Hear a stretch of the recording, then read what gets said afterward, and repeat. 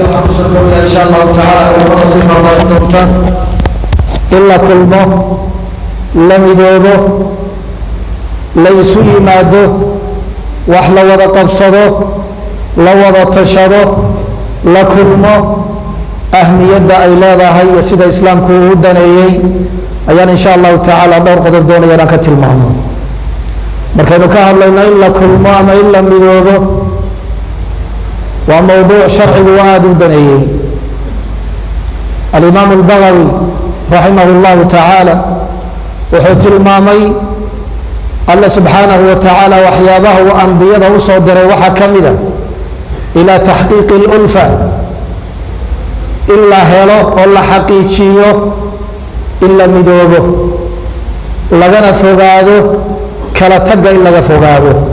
ووحيابها أنبياء الله صدره كوا وقوا وبكمتها وحكروا له وكسوية شرعيين سيدا أبنين أيوه مدني ماذا يا إلا مدوبه شرعيين قابل كلا الدول يا أسلوبية كلا الدول أيوه نوصل بندقي إن وحلا وضا قبصده ليسوا يماد الله كلمه آياتك يا حديث هذا ومقلين إبا كبيرا بل يرد هذا ما أرضيه وإنه أخريس وحكمده شرعي لكم كافتو من آياتك يا حديث تاين بابنا إيسا إلا مدوبه وحلو بدلي بركتك الفعل ضدكو أي دقن قلنا يا رئيس سمين يا أدولة الصالة يا السوق هذا أنه أفر الله واتنك الساعة مالك يا هبيك الله سبحانه وتعالى الصلاة بوينو تشدي شن صلاة بالله ينقوها تشدي ولبنا شنتي صلاة وحلو يلي جمع اللي أوغو رجينا واللغوها تشدي وحي كان قاعد مكلفة الرجاء إن يجمع كتو كذا جمع بي كتو كنا يا جماعة ويسوي منيا صف بي ونقليا وحوي كلا شن غور مالنتي لا كل ما يوي كل كان انت بدا waxa kulmaya dadkii xaafada ku noolaa sharcigu inta kuma kaaftoomin ee waxa la inoo jideeyo salaatul jumu'ah la yiraahdo oo dadkii masjidka xaafada aan isku soo gaarin maalinta jumcah inay soo haleelaan salaada jumu'ada waxa ka badan jumcaha sidaynu ogsoonahay waxa la doonayaa ummadda kulankeeda iyo midnimadeeda in lagu xaqiijiyo dadka in lagu tababaro sida loo kulmo ee wax loo wada qabto taa laguma kaaftoomina waxa la inoo jideeyay sanadkii salaad ciid la yiraahdo oo inta xitaa jumcaha aan isugu imanay salaada ciid ay isugu yimaadaan oo la isugu imanay inta waa laga sii badiyay waxa la inagu waajibiyay xaj oo isaguna kulanka ugu weyn ee muslimiintu ay isugu yimaadaan iyagoo kala midaba iyagoo kala dawlada ah kala dhalasho ah kala luqada ah islaamnimo ay kulmisay oo kaliya ayay xajka isugu imanayaan waxaana lagu waajibiyay qof kastoo muslim oo qaangaar inta uu nool yahay kulanka hal mar inuu ka qayb galaa lagu waajibiyay hadduu ka badiyo sunnayaal uga qayb galana waxa weeye khayr baa uga kordhaya waa tusaale inoo cadaynaya siduu islaamku u daneeyay midnimada iyo iskaashiga iyo kulanka haddaan kusoo dhawaado xagga adilada dhowr qodob baan kusoo koobayaa qodobka koowaad kulanka aynu kulmayno ahmiyadiisa waxayna tusaya waa amar qaadasho aynu amar qaadanayno amarka alle subxaanahu wa tacaala iyo amarka nabiga calayhi salaatu wasalaam ilaahay baa ina amray inaynu kulanno wactasimuu bixabli illaahi jamiican walaa tafaraquu alle subxaanahu wa tacaala waxa uu yihi wactasimuu bixabli illaah xadhigga alla qabsada ictasimuu waaw ljamaaca ayaa culimmadu naxwuhu u yaqaanaan wawda lafteeda laga fahmayaa in lagu kulmayo xadhigga alle iyo diinka alle subxaanahu wa tacaala in la qabsado waa la sii adkeeyey oo alla wuxuu ka dabageeyey jamiican idinkoo dhan oo midaysan xariga alle iyo diinta alle subxaanahu wa tacaala qabsada haddana waa la sii adkeeyey oo waxaa laga dabageeye walaa tafaraquu ha ku kala tegina xaqa iyo qabsashada kitaabka alle subxaanahu wa tacaala ha ku kala tegina waa la sii adkeeye waxaa laga dabageeyey واذكروا نعمة الله عليكم إذ كنتم أعداء فألف بين قلوبكم فأصبحتم بنعمته إخوانا وكنتم على شفا حفرة من النار فأنقذكم منها وحلت المامي ولا حسوسيي dadkii ay aayaadkaasi ku soo degayeen waa saxaabadii nabiga ridwaanullaahi calayhim ajmaciin waxaa la tilmaamay shalay siday ahaayeen intaanay muslimka ahayn xaaladii ay ku sugnaayeen baa la xasuusiyey iyo nicmada alle subxaanahu wa tacaala maanta ugu nicmeeyey shalay way dagaalamayeen birtay iska aslayeen maantana waa midaysan yihiin faasbaxtum binicmatihi ikhwaana nicmada alle subxaanahu wa tacaala uu idin siiyey iyo kulankaa aad kulmaysaan ayuu alle subxaanahu wa tacaala walaala idinkaga dhigay walaaltinimadii baa lagu tilmaamay nicmo weyn inay tahay wuxuu alle subxaanahu wa tacaala aayado kale ku tilmaamay kala taga iyo iskhilaafku in waxa weeye goodi lagu mutaysanayo walaa takunuu kaladiina tafaraquu waاkhtalafuu min bacdi ma jaaءathum اlbayinaat waxaa la tilmaamay calaamadaha gaalada inay ka mid tahay inay diintooda ku kala tageen ama ay iskhilaafeen walaa takunuu min almushrikiin min aladiina faraquu diinahum wakanuu shiyaca ina aladiina faraquu diinahum wakanuu shiyaca lasta minhum fi shay adiladaasoo dhani waxay tilmaamaysaa kala tagga iyo iskhilaafka iyo qulubtu inay kala jeesato waxa weeye ta noocaasa inay tahay calaamadaha lagu yaqaano dadka gaalada ah inay tahay wax hoog iyo halaag waxa weeye keenaya sida nabigu tilmaamay calayhi salaatu wasalaam inamaa ahlaka man kana qablakum kahratu masaa'ilihim waاkhtilaafuhum cala anbiyaa'ihim ummadihii tegay waxaa halaagay su-aal badnaantooda ay weydiinayaan ambiyada iyagoo dana kale iyo inay iskhilaafayeen oo ambiyadooda iyo sharciga ay keeneen ay isku khilaafayeen wuxuu nabigu inoo tilmaamay calayhi salaatu wasalaam isagoo inagu guubaabinaya jamaacada in lagu dadaalo wuxuu uhi nabigu calayhi salaatu wasalaam xadiidka muslim ina allaha yardaa lakum halaaan wayakrahu lakum halaaa alle subxaanahu wa tacaala saddex shay buu idinla jeceliya saddexna waa idinla nacaya yardaa lakum an tacbuduuhu walaa tushrikuu bihi shaya wa an tactasimuu bixabli illaahi jamiica walaa tafaraquu waxyaabaha alle subxaanahu wa tacaala uu idinla jecel yahay waxaa ka mid a xadhigga alle inaad qabsataan idinkoo dhan oo ku midaysan ayuu nabigu tilmaamay calayhi salaatu wasalaam axaadiista waxaa ka mid a xadiidkii cumar bn اlkhadaab radia allahu tacaala canh ee sunanta ku yimi sanadkiisuna uu xasan yahay nabigu calayhi salaatu wasalaam waxa uu tilmaamay calaykum biاljamaaca wa iyaakum wاlfurqa waxaad ku dadaashaan ood laasimtaan jamaacada iyo kulanka iyo midnimada waxaanan idin kala digayaa idinka iyo kala tagga ayaan idin kala digayaa wuxuu uhi nabigu calayhi salaatu wasalaam man araada minkum buxbuuxata aljanna falyalzam aljamaaca qofka doonaya jannada iyo barxaddeeda la waasiciyey inuu galo waxa weeye jamaacada ha laazimo oo waxa weeye ha ku dego faina الshayطaana maca alwaaxid wa huwa min اlاثnayni abcad wuxuu uhi nabigu calayhi الsalaatu wasalaam waayo shayطaanku wuxuu la socdaa oo uu u dhow yahay qofka keliga ah labada iyo wixii ka badanna shayطaanku waa ka fog yahay waxaa ka mid ah waxyaabaha inoo tilmaamaya in la kulmaa in la midooba in wax la wada qabsadaa in qulubtu isu soo jeesato ahmiyadda ay leedahay inoo tilmaamaya waxaa ka mid ah waxaa lagaga badbaadayaa fitnooyinka waa wadada badbaadada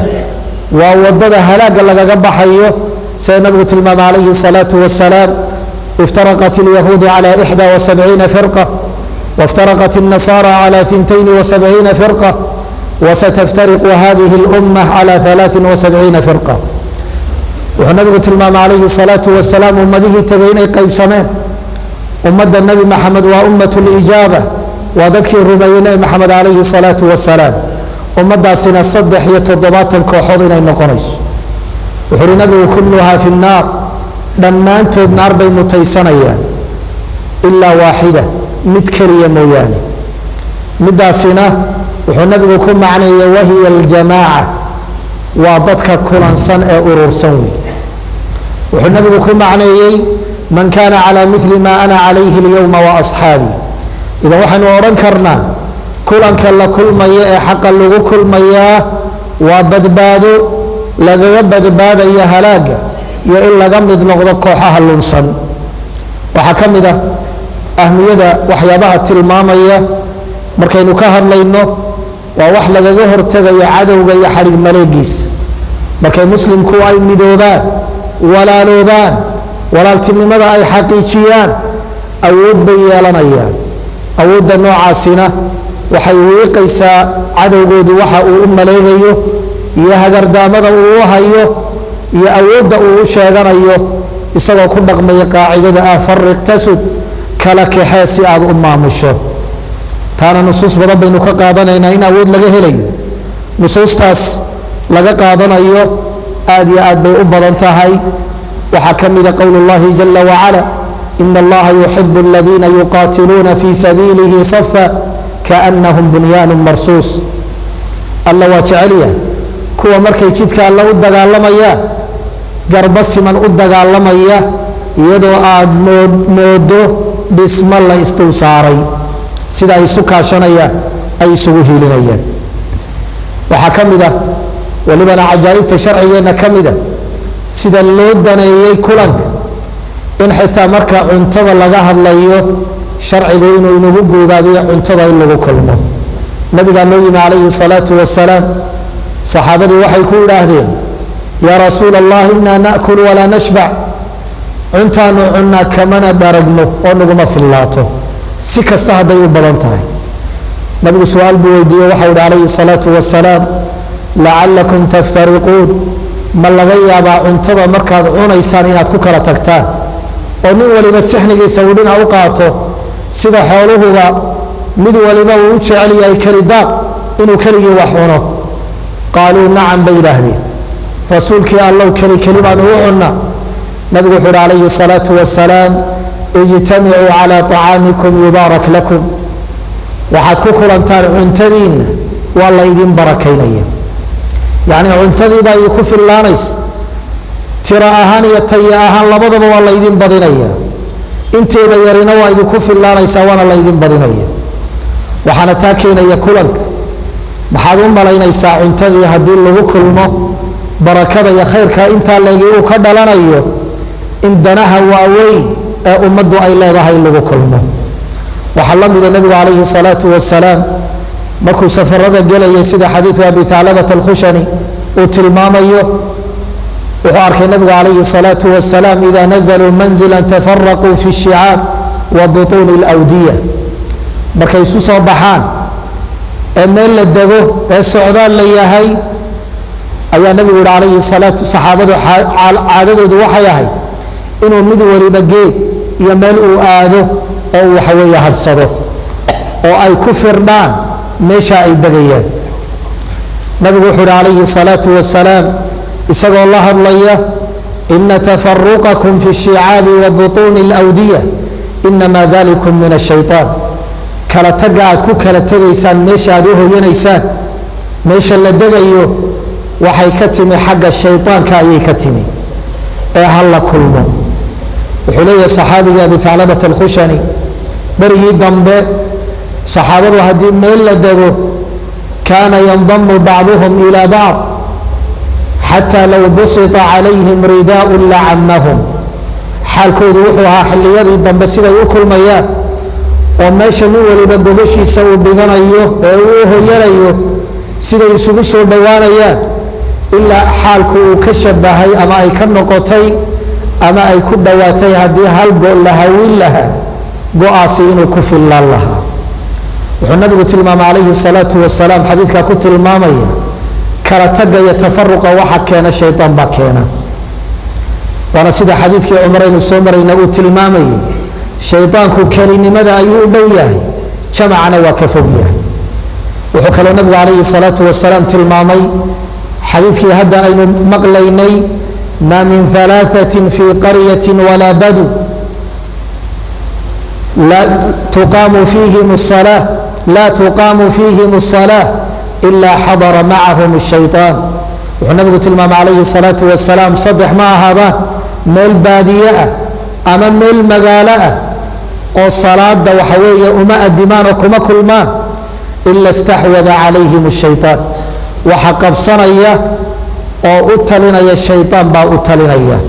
haddii saddexdaasi salaada ay ku kulmi waayaan wuxuu uhi nabigu calayhi الsalaatu wasalaam facalaykum biاljamaaca waxaad laasimtaan hadday sidaa tahay jamaacada iyo kulanka hala laasimo fainamaa yaأkulu الdi'bu min alghanam alqaasiya waayo iyaygu xoolaha wuxuu ka cunaa ta keli socodka ah ee keli daaqa ah marka waxaynu ka faa'iideynaa kulamaa la isu yimaado la midoobo wax la wada qabsado shaydaankana waa lagaga fogaanaya iyo waswaaskiisa qodobka ugu dambeeyaan kusoo xidhayaa waxa uu yahay wax wada qabsiga iyo kulanka waxa ka dhasha in la isku guubaabiyo wixii wanaagsanaa wanaagga in la iskaga daydo samaha in la isu sheego xumaanta in la iska reebo tale iyo tusaale iyo nasiixa in laysa siiyo iskaashi in dadka laga helo ka taagta daran ee tabaalaysan in la taageero oo waxa weeye wax la siiyo cidda waxa weeye dhibaata ay soo food saartay in laga warhayo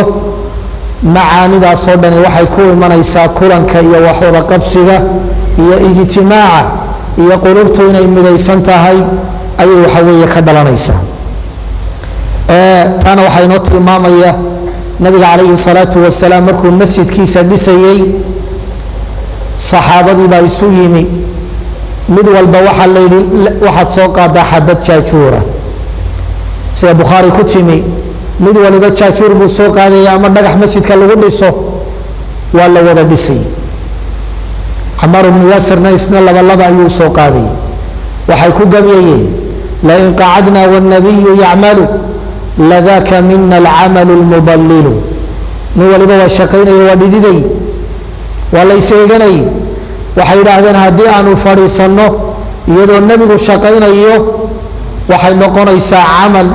waxa weeye aanu ku lumayno ayay waxa weeye noqonaysaa waxaan uga jeedaa kusoo gabagabaynaya ummaddu markay isu timaado waxay fahmaysaa godoloolkeeday fahmaysaa waxay fahmaysaa awooddeeday fahmaysaa awood bay yeelanaysaa macnayaashaas iyo macaani badan oo aan la soo koobayn oo culimmadu ay sii faahfaahin doonto waxay tilmaamaysaa sida ay muhimka u tahay sharciguna inoogu guubaabiyey loo daneeyey qaabab kala duwanna laynoogu soo bandhigay kulanka iyo ahmiyadiisa wallahu aclam wsala allahu wasalam calaa nabiyina muxamed waaalihi wasaxbihi wasalam